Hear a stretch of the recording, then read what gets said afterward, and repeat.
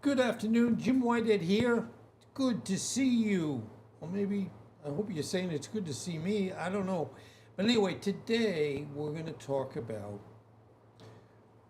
what normally happens every day when I go on LinkedIn. It's kind of a business, friends, and jobs opportunities and things like that. One of the listing companies is a shelter. I'm not sure exactly where it is, but they will show a beautiful animal, and I think they're all beautiful, that unless they're adopted in the next 2 days, they're going to be euthanized. That, in fact, I even tried to avoid looking at them, but, you know, I'm not also the type to say, well, everything goes away if you don't look at it. Well, we wish. But anyway, you quite often see a lot of animals that you know are not going to get adopted, even though I think they all should be adopted. Today we're going to talk about Pip. Now, Pip, unfortunately, and we'll go through the story, and because I create these stories, the good news, and one thing that's great, that you can kind of create it where you feel it gives information, but also it allows me to have a happy ending. I don't like anything that doesn't have a happy ending. In fact, if my wife says, "Hey, you want to watch this movie?" and I go, "Not really," it doesn't have a happy ending. It's a movie. But the point is, I don't want to watch it. So, it is what it is. So, anyway, I created this and I can create it where it comes up with both a happy and a logical ending. So, anyway, you're looking at Pip.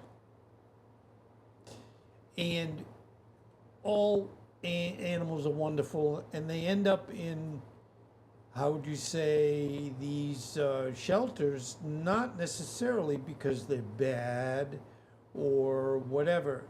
Too often, and you'll see as I get into this, that the couple that owned Pip were in an apartment that the animal, the dog, excuse me, the owner of the building said, "No more pets." Well, I don't know how I could never have a building and say, "I am not going to allow pets." I do admit it's kind of tough if they're, barking all night. We get that. But I think in most cases, a solution can be found. So here we go. This is hopefully, and again, since I have the right, as you might say, to make up the ending and beginning in the middle and the pictures, it allows for a situation where I can choose what happens. And I always hope that you would have a tendency to agree that I've made the right decision. So, anyway, poor Pip, and you'll see in a minute as I state that the elderly couple had to give up Pip. Now, obviously, Pip is a beautiful animal. Excuse me, just as I'm checking something here. It's always something. Oh, okay, hold on.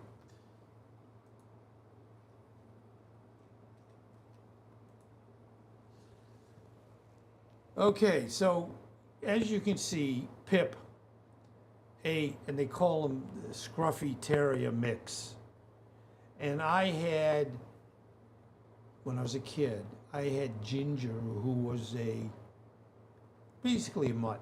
Mutt is probably a bad word, but it is an opportunity for where I grew up with an animal. I admit I pestered Ginger, which I still feel bad about, and that was, oh my God, 70 years ago. But she was wonderful, and she put up with me. But anyway, Pip, he, as you can see, is sitting hunched in a wire crate, his tail tucked so tightly it seemed glued to his belly. The shelter was a symphony of barks and whines, but Pip made no sound. His eyes, once bright with puppy mischief, they were now dull, reflecting the weary resignation of an old soul. He'd been surrendered by his family after their landlord had a no pet policy. They cried, he whimpered, and then the door had closed, leaving him in a world of concrete and the lingering smell of disinfectant. Now,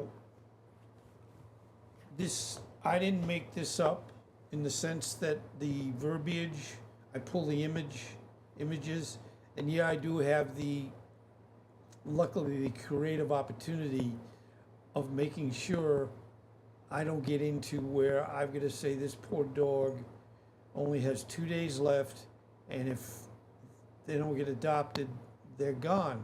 And that's going to be gone.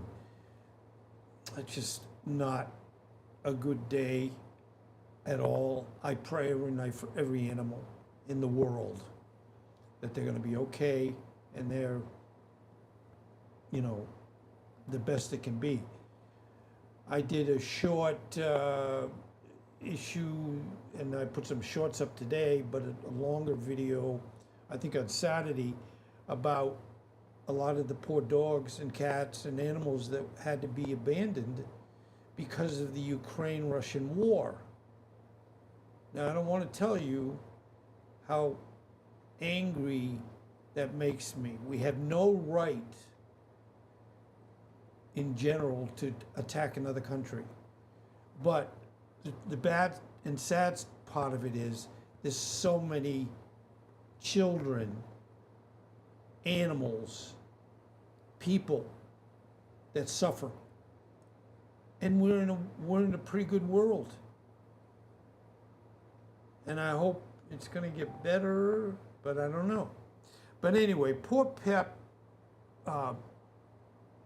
Pep is in, this cell, in so many words. And, days bled into weeks. People walked by his cage, cooing at the puppies, admiring the fluffy Persian cats, but they rarely stopped for Pip because he was really quiet and to himself. And he was obviously destroyed in the sense that, and it doesn't say in the information about the couple that had him, how long he had been part of their family. But it's terrible for them, it's terrible for Pip. He was, unfortunately, a lot of people would say, too ordinary. Now, I don't think any animal is too ordinary, but that's me. He was too sad, too easily overlooked. Not a happy day. One Tuesday, and as I said, I make these stories, and I love being a storyteller. What the good news is, I don't have to have a bad ending, but you'll see how this works out, and it's a little different than the normal circumstances that you might expect. A woman named Clara volunteered at the shelter. She wasn't looking for a pet. Her tiny apartment barely fit her. But as she cleaned the kennels, she noticed Pip. He didn't bark for attention, didn't jump, just watched with those mournful eyes. Intrigued, Clara spent her breaks sitting in his crate, or excuse me, by his crate, talking softly. She learned about his history from a staff member. She saw, and here's just as a quick aside, here's people walking by, dogs in cages where no dog should be in a cage. I know sometimes you have to do it at night or when they're puppies because they might hurt themselves or whatever, and they have to get used to being housebroken. But most of the animals that you're walking by here that are in these cages never were in cages before. And people are just walking by. Some animals get excited, but poor Pip just didn't. A desperate need for a long, warm lap and a kind hand is what Pip was looking for. I'm sorry. Jesus, phone sometimes. Let me put it on silent. Okay. Now, as I said, Clara, talking about a spark of hope, Clara couldn't adopt Pip. And I know you're probably saying, oh, why not? Excuse me. I must be going to tell a lie when your nose gets itchy. But anyway, Clara couldn't adopt Pip, but she couldn't forget him either. That night, an idea sparked. Clara was a budding web designer. Yeah, I do websites. And I had one of my generator customers over in Davie, Florida. She took unbelievable large amount of cats into a little building she put together, and she was great. And I even said, I'll do a website for you to help they have the cats get adopted. Anyway, so Clara was a budding web designer, and she realized the shelter's website was terrible, out of date, its photos blurry, and descriptions generic. Now, I'm not blaming the shelter because, we all have our different skills. And at 75, thank goodness I have a lot of skills. So yes, I could do a website and continue doing a website for anything or any animal situation. So she made sure, the pictures were beautiful. And in today's world, especially, you could just use your phone. I mean, I admit I have different cameras and different mics, and I'm on a wireless mic right at the moment, I think. But anyway, the big thing is that, she was there and she thought, hey, why don't I do a website? And again, when people come to, a shelter, if they've gotten some advance notice of an animal that looks like it would be a good home, a good fit for them, but also a lot of people go into these shelters and they think, oh, this dog something's wrong with the dog. And probably 98% of these animals are not bad animals. And animals can be trained also. So it's not where you just should automatically say all animals in all shelters have a problem. But what Clara did, besides taking great pictures, and would take a picture if the dog received a haircut, and so on and so forth. But the biggest thing is she got to know them all. They were like her own family. So she thought, what if she created a better showcase for animals like Pip? The next day, Clara approached the shelter director with her proposal. She would redesign their website, focusing on compelling stories, not false stories, but compelling stories. And this would be one where this wonderful Pip had a family, you know, elderly couple that were, if they did not take Pip to a shelter, they were going to lose their apartment. So we get the logistics in that they can't get kicked out of where they live. And, you know, some would say, well, they should just go somewhere else that they can have a dog. Well, for moving is tougher the older you get. Take my word for it. We moved here from Davie, Florida, which is over in the east side of South Florida. We're in Naples, which is the west side of South Florida. Is it cooler over here? No. We're in the woods, though. We see animals, we have rabbits, bears, deer. It's great. But anyway, she could do these compelling stories and high quality photographs for each animal. She'd highlight their personalities, their quirks, and the reasons they ended up at the shelter, hoping to evoke empathy rather than pity. Initially skeptical, the director was kind of thinking, I don't know if this is a good idea, although I'm not sure why he wouldn't think it's a good idea, but he finally did agree. So Clara spent weeks at the shelter, not just coding, but truly getting to know these animals. She learned that Pip, despite his current gloom, used to love chasing squirrels and would sing along to the radio. So here's a wonderful animal that is just waiting for a wonderful home.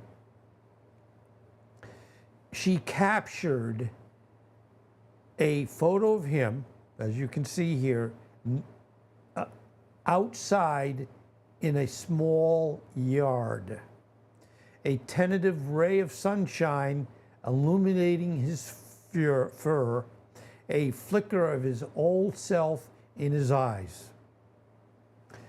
She wrote his story about his abandonment and his quiet resilience.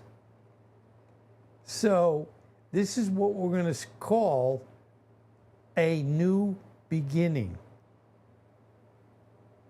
And you know, if anybody watches this, it is an animal shelter.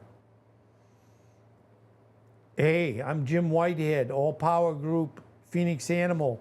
I would love to help with, you know, I'm not retired, but kind of, but anyway, you know, I would love, you know, you say, we all want to have a worthwhile job, function, pastime that hopefully makes everybody happy. Not everybody happy. It makes the person happy, but can serve a great purpose.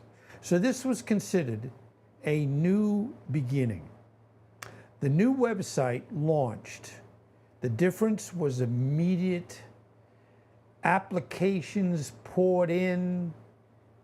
People were moved by the individual narratives. Because again, a lot of them would say, well, you know, are they house trained? Are they good with kids?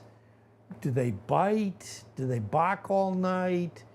These are things that because she was with them all the time for a good amount of time, would know and be able to tell the truth in these narratives to ensure that people saw this animal and said, you know, this is the real thing. So she really showed them in a much deeper level than anybody just walking into a a shelter and say, yeah, I love that one. And I won't even go into shelters. I will go into shelters when, Jamie's 11 years old. We got her as a puppy. But in all my work and all things like this, I would not go and buy a puppy. I would go to a shelter and adopt. I don't care how old the animal is. They can still have a forever home. That's the big goal here. So, and then the email came, a family of empty nesters with a big yard saw Pip's profile. Now you can see the elderly couple. They're in the shelter. They'd lost their own beloved senior dog recently and were looking for a quiet companion, and they were touched by his story, by his gentle eyes, and by the honesty of the situation. I was talking to somebody today about something related to the internet and stuff like that. But I say to people when I'm working on anything, I will always tell you the truth. And this is how I functioned in my generator business for 20 plus years. I would say right off to the customer, I will not tell you something I know is wrong, because with that type of, if you say construction or installations, it's a 2-month process in South Florida with all the permitting and wind and wind requirements and so on and so forth. So, I would say, I'm not going to tell you anything that's not true. And what we agreed on as a price to do the job is what they would pay. Even if I forgot to put something in there, that's my problem, not theirs. So it was always an honest situation. And at 75, I say to people, I don't feel you need to be dishonest. I don't feel that you gain anything by being dishonest. And you can do very well successfully in business, content creation, and be honest. Just as an aside, I think everybody should be honest. I'll say no more than that. Now, I know there's perceived issues of what I think is true. That's not what I'm saying. I'm saying that I'm not going to sit here or anywhere and lie to you. And I also would say to them, I will not do something that I hope an inspector is going to miss. We would have to do this job, and every job was very, very different. We had to dig holes. It was really quite big jobs. And we would have anywhere from 6 to 10 inspections. So we could have, sometimes you'd get the same inspector, sometimes it depends on what it was, gas, electric, things like that. But you gain nothing with them if the inspector thinks you're not telling them the truth. And you're going to end up seeing them on the next job, probably. So always be honest. But the family sat patiently offering soft pets and quiet reassurances. When the wife knelt down and offered her hand, Pip, for the first time in months, nudged his head into her palm. So he is starting to feel, and I know they're not going to say, everything is perfect, and we know dogs aren't dishonest. So you wouldn't say, oh, Pip just did this because he wants to get something. No, other than I want you to love me and take me home. Anyway, a faint thumping started the hesitant rhythm of a tail remembering how to wag. I mean, what else can we say? Bringing good people, good animals together. Pip went home that day. Here's his new home on a bed with, waiting or just being there for his family. He had a soft bed, as you can see, a sunbeam to nap in, and a family who understood that a quiet presence could fill a home with immense love. With Jamie, she's wonderful. Is she perfect all the time? No, but that's fine. I'm not either. But boy, I tell her 20 times a day how much I love her. And I know she knows that. And, of course, we've had her as a puppy, so she doesn't, luckily at this point, know bad things, because we take such good care of her. And she knows that. Anyway, first of all, his sadness didn't vanish overnight, because again, pets are real. They don't know to say, I'm going to make believe that I'm angry or sad or happy. No, it's just a very direct relationship. If they like what's going on, they probably will be happy. If that doesn't work out that way, they won't be happy.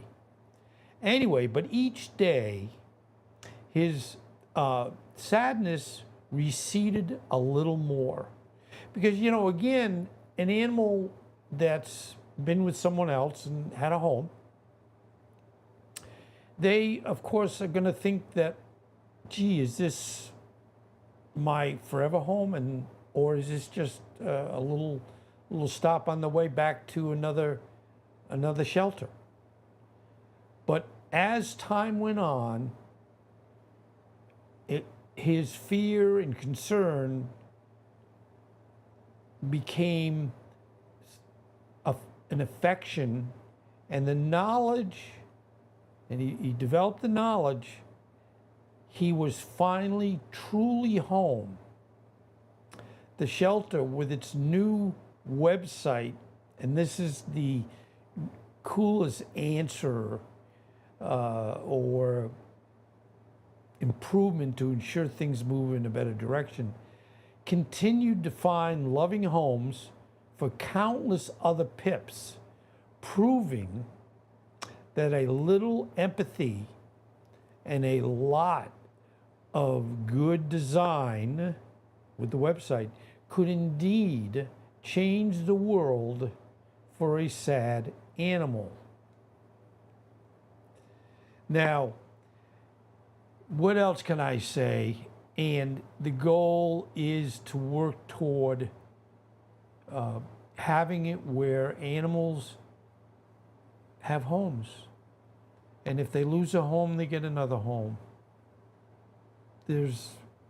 I don't know anything that I would feel is not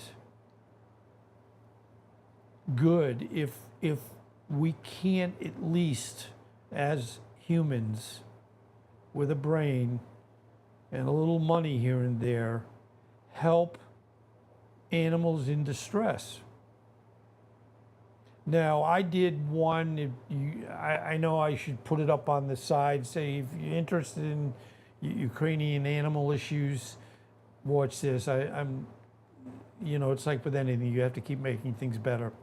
But I do have a presentation. I did a couple on Saturday actually that went into a lot of the issues with the animals that unfortunately were loving, had happy homes in Ukraine until Russia decided they're going to hurt and try to take Ukraine.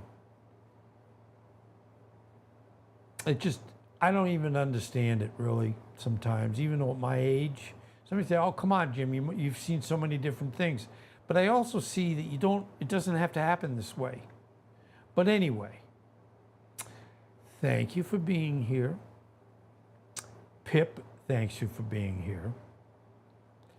And, you know, if anybody that has a shelter, that has a terrible website, you can, in essence, get a hold of me. This is all Power Group. Phoenix Animal, the Phoenix, the animal side, and I will help you. And I don't make that up. And I said, I think I've done this a couple times today. It's like, you're having equipment problems. It's pretty amazing. But I had a generator customer that had a home and a little building she had put together. And she took care of cats. And I mean, she'd be up all night. I mean, I felt bad for her because, you know, you can only do so much. And I did offer her a website that I would do for her and do exactly what Clara did. You know, try to have it where, you know, I can help her get some of these animals adopted and finding good homes. So anyway, thank you very much. I really, really appreciate the opportunity.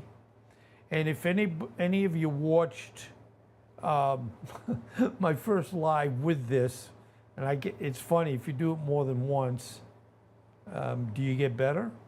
But when I went to, and I will have to go back and play this, the minute I played it, and even though I listened with my headphones, the sound sounded okay, but I don't know if it's something going up in, you know, the streaming aspect to YouTube. It was all terrible sound. So I had to kind of say, well, that's the end of that. And I'll have to do the same thing with this. So hopefully, you know, we'll, in like a couple minutes when I shut down, I'll see if this one's okay. And it's in the book, if you know, if possible. So anyway, thank you again for being here. If you can like and subscribe, that helps. I told my wife, I said, you know, I automatically, when I see a new channel and I want to watch there, I automatically subscribe and like. And it doesn't mean everything I like. But unless, and the only time I unsubscribe or unlike, I don't even unsubscribe, but unlike is if I don't speak Spanish, and if it's, and sometimes it's, you will hit a YouTube creation that either my fault or not described as such is not in English. And I'm not even too good in English. My wife is Spanish, but she's from Cuba. And I'd like to say I know Spanish, but I don't, because she speaks pretty good English. And unfortunately, when you get older, they say, not the brain is gone, but that you probably are not going to do real well learning another language unless you have no choice. And, you know, if I went to Spain, it wouldn't be where, well, I'm going to be stubborn. I'm not going to learn Spanish. But anyway, let me not go off on tangents. Thank you again for being here. And if you get a chance, look back at a couple days and you'll see the live presentation, because I mainly do live and shorts related to the Ukrainian animal situation. But thank you very, very much. Take care.